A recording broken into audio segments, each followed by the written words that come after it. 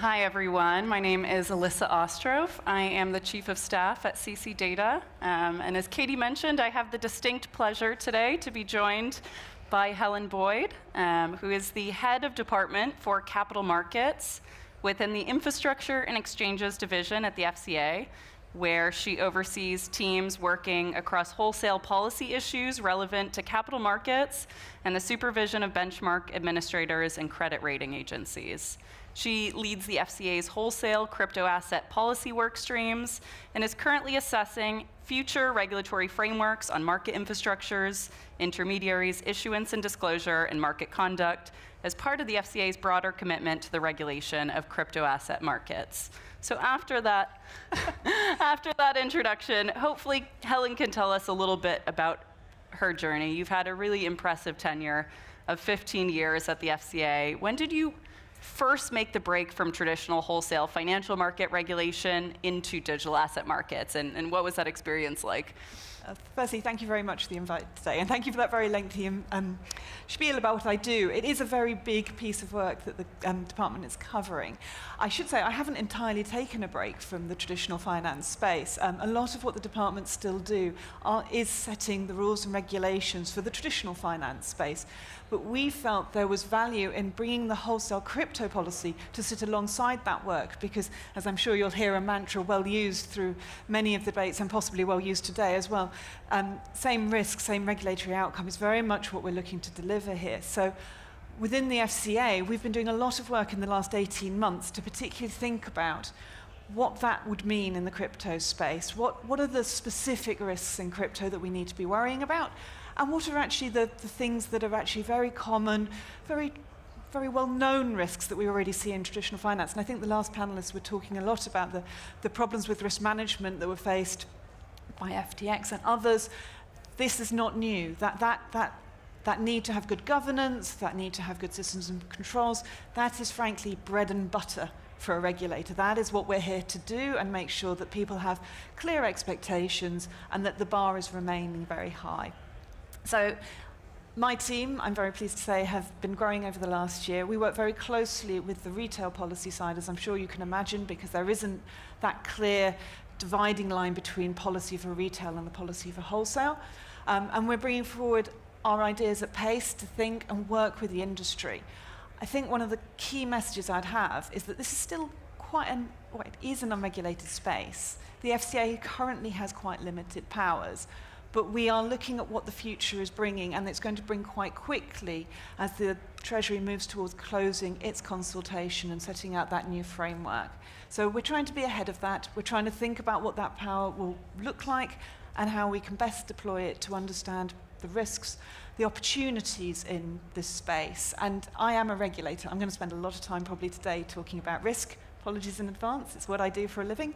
But we're not blind to the opportunities either, and it's about balance. It's about finding the balance between a good regulatory regime. A clear regulatory regime can in itself be an advantage to a jurisdiction when it's trying to sort of set out its stall in a marketplace that is highly global.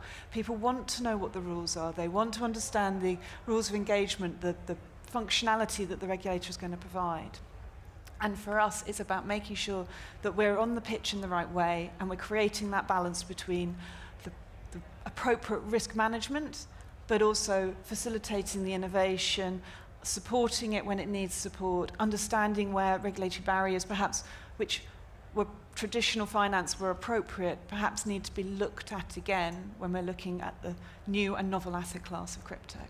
Absolutely, and I think on that note, obviously the FCA has stated that crypto assets are one of its focus areas for 2023 and 2024. Could you give us just a little bit of an overview of the legislative and regulatory process in the UK and at what point the FCA enters in this operation? Absolutely. So the FCA is an independent regulator. Sorry if everyone knows that and that's boring for everyone to know, but useful to set out the stall that we only get our powers when they're given to us by the Treasury. At the moment, we are still waiting for that power to be given to us. That doesn't mean we're blind to the fact that that consultation has been out from the Treasury for some time. It does set out a pretty comprehensive framework, which we are anticipating being substantially where the regime will head. But we do have to wait for Treasury to firstly publish the results of its consultation and then move forward with the legislative part. As soon as that is done, the FCA will be in a position to take forward those new powers and work out what the regulatory framework is that we will be writing the rules for. And as part of that, we are going to want to talk a great deal to the industry. We want to get your feedback. We want to understand what risks you see are prevalent. And many of you, I'm sure, have spent the last 6 months talking about the risks in crypto. It's what people have been spending times on panels talking about. We want to make sure we have completely captured what your understanding of the risks are. We'll want to understand what the challenges are you're facing and what an appropriate risk management approach would be. We want that engagement to be timely. We want it to have wide breadth. We want to hear from all players in the market. And we'll want to make sure that we're sort of drawing that into our framework as well as we can. So there's going to be quite a big lift of consultation in the next few months, again, and probably into some years, I suspect. This is a long phased approach that the Treasury is setting out. But we very much see this as a partnership, and we do very much want to make sure we find that balance, the balance between good risk regulation and the right outcomes, and also making sure that we're supporting this new and innovative world.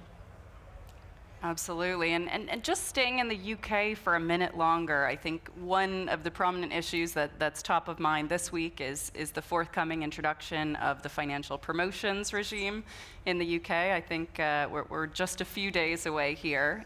What are some of the key things for our attendees to bear in mind? Yes, so the FinProms rules, as we refer to them, financial promotion rules, are an important step change. They do bring in the same minimum standards for crypto as for other high-risk investments, and we really think that's important for the retail buyers to understand what they're buying and what the risks they're getting involved with are. So as of the 8th of October, just a few days away, the legislative change will mean that all crypto ads will need to be approved by an authorized or registered firm. But we do understand that there are some firms who may need some flexibility. So our rules around promotions, for those firms who do need that flexibility, please come and talk to us and we may be able to extend some flexibility to you to the new year. But we do think this is an important step change for the crypto world to somewhat come to terms with the fact that you have to fall within the UK regime on this particular aspect. I did also want to mention the travel rule very quickly. We are one of the first wave of regulators to bring forward the travel rule. We're very keen that firms understand and adhere to it.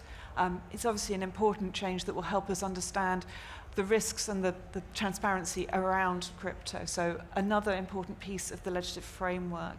The third that's also perhaps worth a mention, sorry, I'm slightly hijacking your question, is the stablecoin regime, which sits somewhat to the side. It's obviously being consulted on back in 2022. It will bring forward changes to the e-money regulation and also to the payment services regulation for stablecoins that are being used for payments in the UK.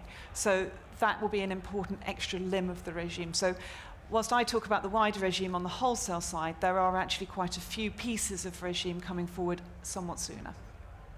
Thank you for that. And I think you mentioned the travel rule, and I think one of the issues we have here, with the industry as a whole is the global nature of digital asset markets. I'm curious from the perspective of the FCA, how do you reconcile your domestic regulatory approach with an asset class that is by definition cross-border, and how do you cooperate with other regulators as well as in finding that balance? It's a terrific question, and one we face in TradFi as well, though to a lesser degree because the mobility of crypto is so much higher.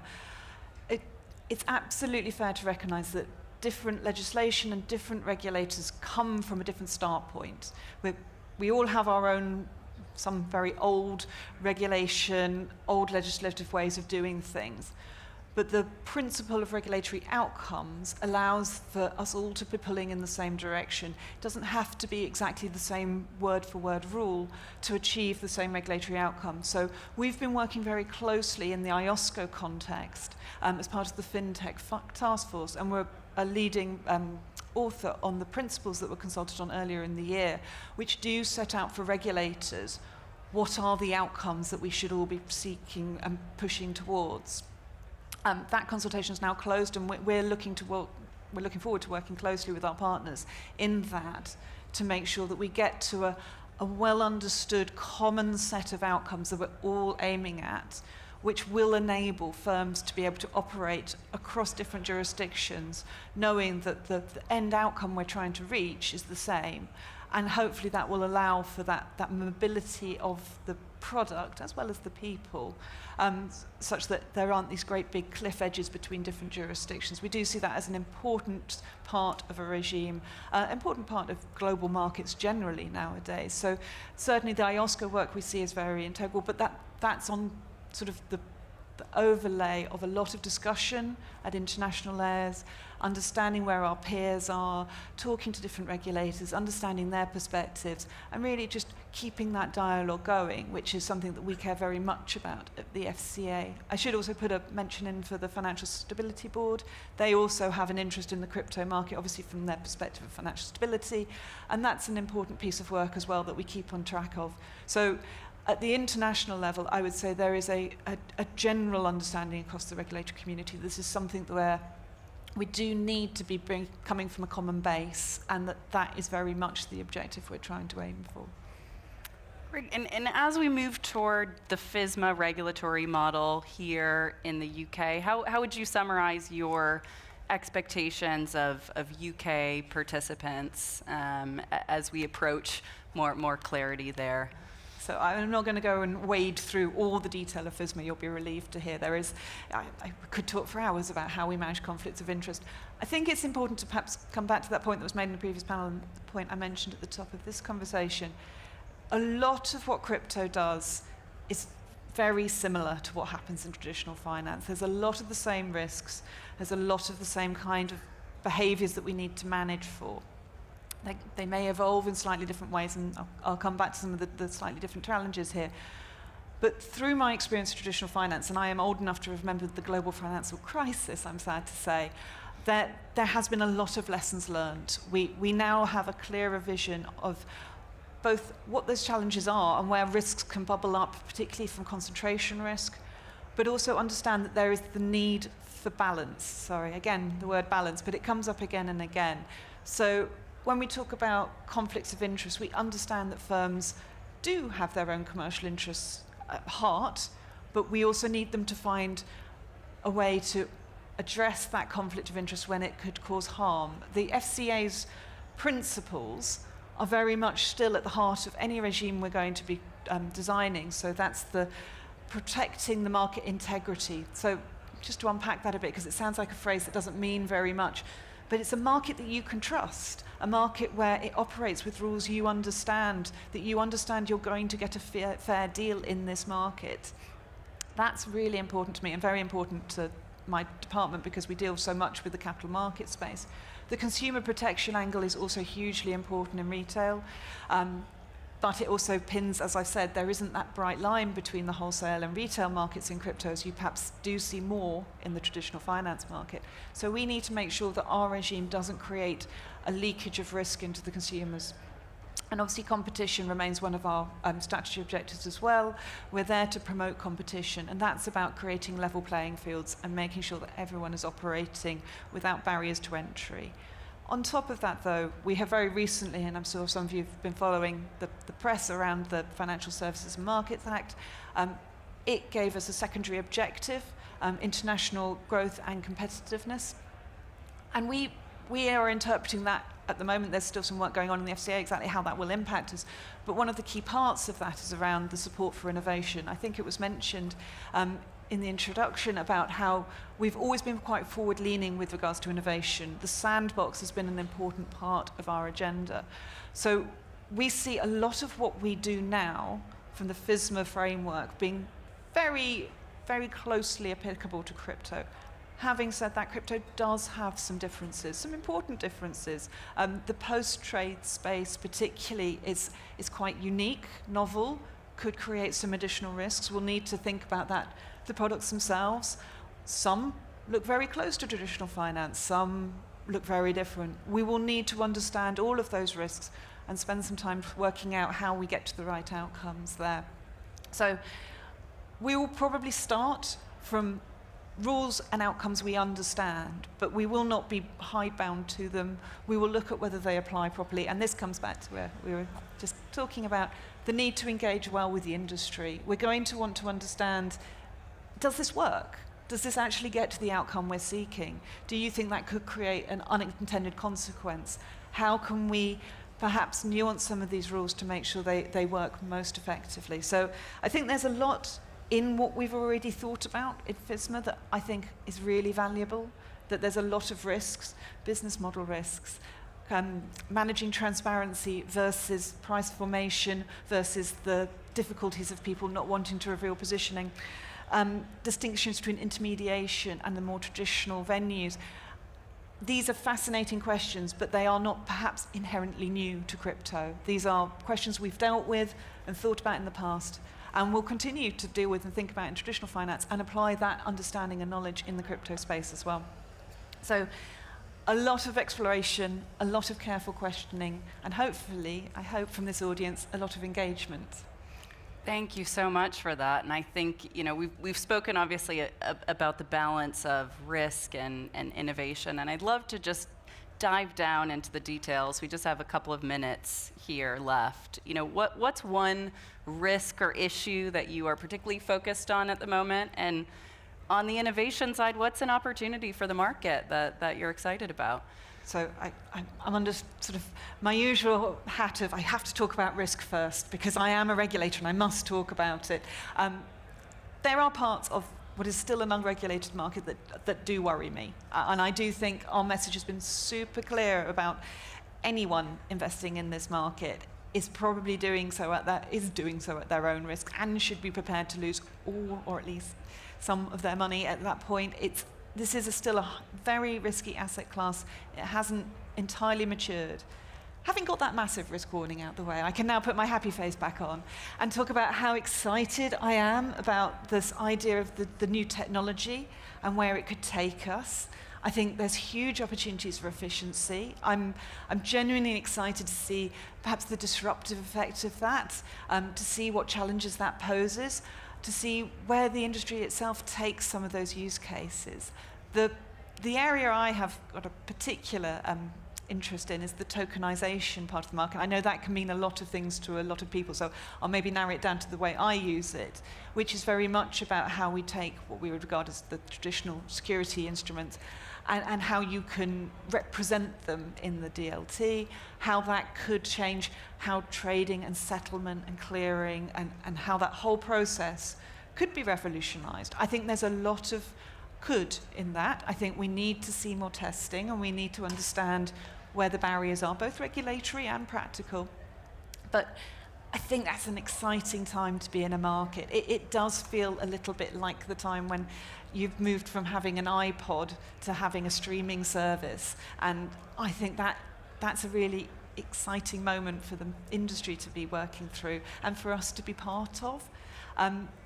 The piece of this and to just sort of join a few dots, I actually run alongside the bank and in partnership with the Treasury, the Digital Security Sandbox. So this is not our traditional Innovate Sandbox. It's specifically being set up to allow infrastructure to test a new rule set that would allow it to do new things with digital securities. Now, it's going to be set up, hopefully opening at end of Q1 next year.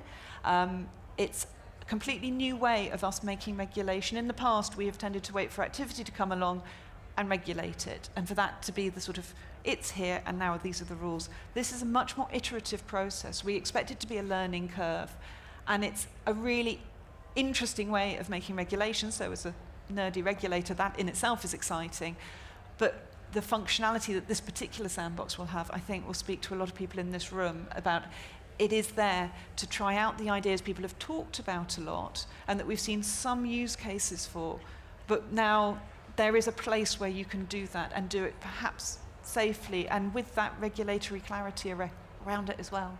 So for me, that's one that I'm really excited about in a really, really overly excitable way. Well, thank you so much for that. I think all of us are in this room because we're all pretty excited for the future of digital assets after a challenging year for the industry. So really appreciate you taking the time to come and share your thoughts with us today. It's been an absolute pleasure. It's been delightful. Thank you very much for having me.